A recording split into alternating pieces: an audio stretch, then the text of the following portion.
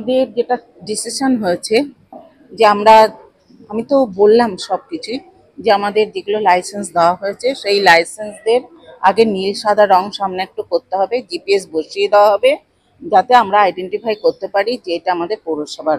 আগে ওই 1412 জনকে আগে প্রায়োরিটিটা দেব, তারপরে আমরা ওদের যারা আছে তাদেরকে আমরা ভোটার কার্ড এবং অরিজিনাল কাগজপত্র সব রেখে দেবো। আগে এইগুলোকে আমরা মান্যতা দিয়ে তারপরে আবার ওগুলোকে দেখবো যে কোনটা আমাদের দেওয়ার মতো। নিশ্চয়ই আমরা জিপিএস বসিয়ে তাদেরকেও দেবো এবং আমরা ভাবছি কার্ডও করে দেবো তাদের, যাতে বোঝা যায় যে এটা পৌরসভার থেকে চলছে।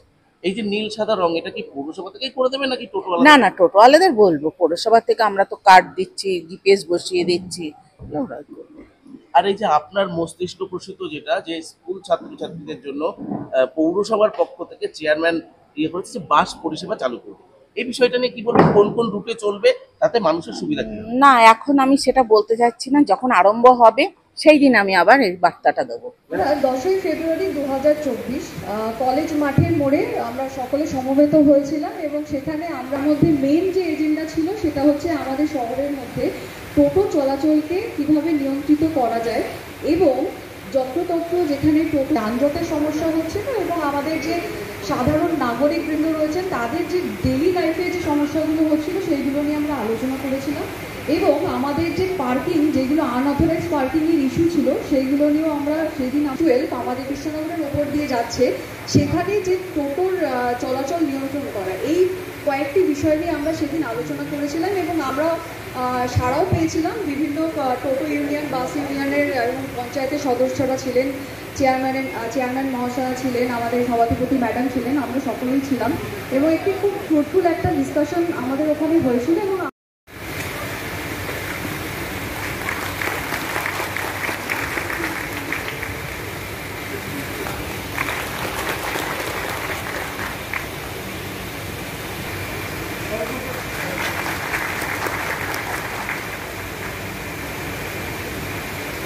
প্রজেক্ট ডিরেক্টর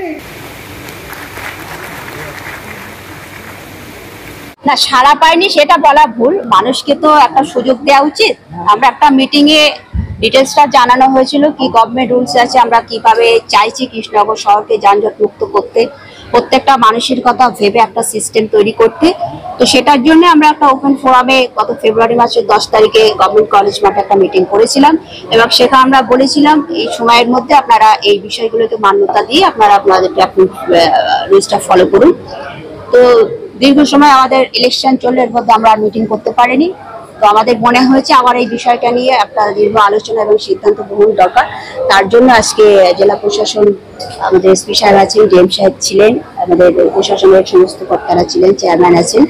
তো সকলে মিলে আজকে আপনারা তো শুনলেন যে কি সিদ্ধান্ত আমরা নিচ্ছি। আশা করি এটা আগামী দিন থেকে আমরা কার্যকর করবো, প্রত্যেকটা মানুষের কথা ভেবে, শহরের মানুষের কথা ভেবে এবং শহরকে যানজট মুক্ত রাখছে। কৃষ্ণনগর পৌরসভার সেই মিটিং এর পর উদ্যোগ নিয়েছিল, সেখানে দেখা গেল তৃণমূলেরই এক কিছু তারা সেটাকে লোগোটাকে বিকৃত করে তারা টোটো আসা যাওয়ার পারমিশন দিচ্ছে। না, এই বিষয়টা আমার অবগত নয়, এটা চেয়ারম্যান আছেন উনি বলবেন। তবে যদি নিয়ম বিরুদ্ধে কিছু হয় নিশ্চয়ই পৌরসভা তার বিরুদ্ধে ব্যবস্থা।